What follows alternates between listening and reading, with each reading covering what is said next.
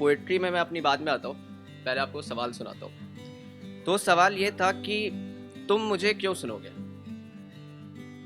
ना मेरा दिल टूटा है, ना दिमाग खराब है, ना शायर से कश मारे हैं, ना भी शहादत सी शराब है, ना इश्क में इतना डूबा हूं कि कुछ बतलावी सा बतलाऊं। निगाह में मेरे मंजिल है तो फैज में कैसे कहलाऊं। ना राहत की फिराक में हूं, ना मीर सिरा कभी ताकी, ना आलिम हूं ना फाजिल हूं, क्योंकि खुद को पढ़ना अभी बाकी है। तो तुम मुझे क्यों सुनोगे? तुम मुझे शायद इसलिए सुनो क्योंकि तुम में मुझ में कोई फर्क नहीं। तुम भी अपनी कहते हो, मैं भी अपनी कहता हूं। तुम खुद की नहीं सुनते हो, मैं भी तुम्हारी नहीं सुनता हूं। शब्द जो निकल गए कलम से मेरी, तो वो किसी की वाहवाह के मोहताज नहीं। मोहताज वो मेरी रूह के है जो मुझसे कहती कभी इरशाद नहीं, मुझसे कहती कभी इरशाद नहीं। तो तुम मुझे क्यों सुनोगे? जो पोएट्री मुझे सुनानी है ना, वो थोड़ी सी संजीदा है, पर यहाँ पे इन गुब्बारों ने, लाल रंग ने माहौल का भी आशिकाना बना रखा है। तो मैं ये नहीं चाहता कि आप लोग मेरी पोएट्री सुन के सोचे कितना सीरियस सा, डिप्रेस सा इंसान है। तो कल एक नज़म लिखी थी मैंने जिसका नाम था दिल के मसले दिल ही जाने। तो मैं पूरी नज़म तो नहीं सुनाऊंगा, पर उसका एक छोटा सा हिस्सा सुनाता हूँ। काफ़ी वेट है, काफ़ी कंटेम्प्रेरी है, आज के टाइम पे थोड़ा रेलिवेंट है, प्यार के ऊपर है, पर देखते हैं। तो मैं कोरोना वायरस हूँ, मैं कोरोना वायरस हूँ, मैं कोरोना वायरस हूँ, और वो बेवफा है जिसने वो चमगादड़ खाया है।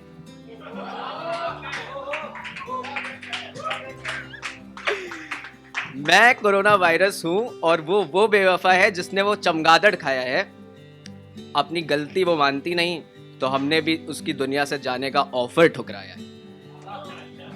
अब वो हमें महामारी माने या खुद को जान हमारी माने, ये दिल की बातें तो दिल ही जाने। चलिए अब मैं अपनी मेन पोएट्री पे आता हूँ जिसका नाम है बाजार, और ये मैं एक दिन फ्री स्टाइल कर रहा था उसका है। ठीक है, सबको सुनाई दे रहा है दूर तक? प्रीति जी, ज्योति जी ओके ठीक है। तो क्या हुआ,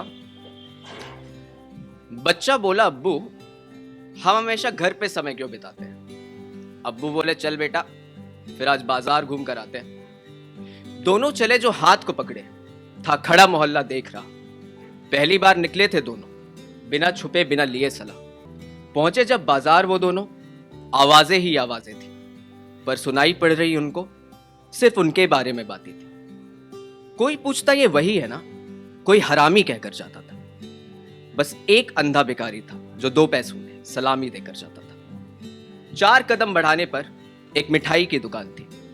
कुछ पकवानों में मक्खियां थी, कुछ मक्खियां ही पकवान थी। मौशकी की दुकान पे रोशनी तो अलग ही अंधा करती थी। बगल में थी उस सेठाइन की दुकान जो रिश्तों का धंधा करती थी। बच्चे के लिए बाजार जैसे एक डरावना सपना था। उसने सोचा इससे अच्छा तो वो घर ही अपना था। उसने बोला अब्बू चलो ना वापस चलते हैं। अब्बू बोले अपना दिल छोटा मत कर, ये बस मेरे बड़े दिल से जलते हैं। बच्चे ने सोचा पर ये हमसे इतनी नफरत क्यों करते हैं। इसके बाद दोनों अंधेरी गलियों में खो गए। बाजार वाले भी पैसों के नशे में सब भूल कर सो गए। अब्बू बच्चा दोनों जा पहुंचे एक नए बाजार में। बच्चे को लगा जैसे इससे खुशहाल जगह ही नहीं है इस संसार में। हर कोई हंसकर देखता था, हर कोई पास बुलाता था।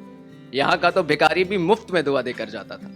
बच्चे ने बोला ये बाजार अच्छा है, मुझे यहीं पर आना है। अब्बू बोले ये ऐसा वैसा बाजार नहीं है बेटा, ये रंडी खाना है। यहाँ ठेके पे जवानियां उठती हैं, रातों की रिश्वत चलती है। सूरज यहाँ कभी उगता नहीं, यहाँ शमा जिस्म की गर्मी से जलती है। यहाँ हर किसी के 2 चेहरे हैं, एक सुंदर है एक मायूस है। यहाँ शाबाशी ये बोलकर देते हैं कि तू साली कितनी मनहूस है। फितरतों की दुकान पे नंगे जिस्म के यहाँ इश्तिहार हैं। 10 मिनट के लिए खड़ा होता यहाँ लोगों का प्यार है। और ये हंसी जो तू देख रहा है ये भी उनके मुखौटे का एक हिस्सा है। और सच बोलूं तो मेरे बच्चे, तू भी इन्हीं गलियों का एक किस्सा है। ये तो तूने सुन ही लिया कि घर से बाहर सबकी जुबान कितनी गंदी थी। अब उसकी वजह भी जान, तेरा बाप कौन था मुझे पता नहीं, पर तेरी माँ भी एक रंडी थी।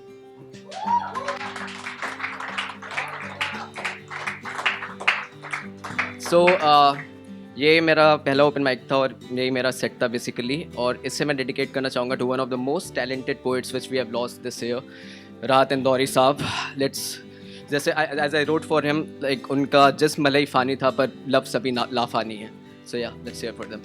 And my name is Nishan Singh. Your name is an amazing audience. Thank you.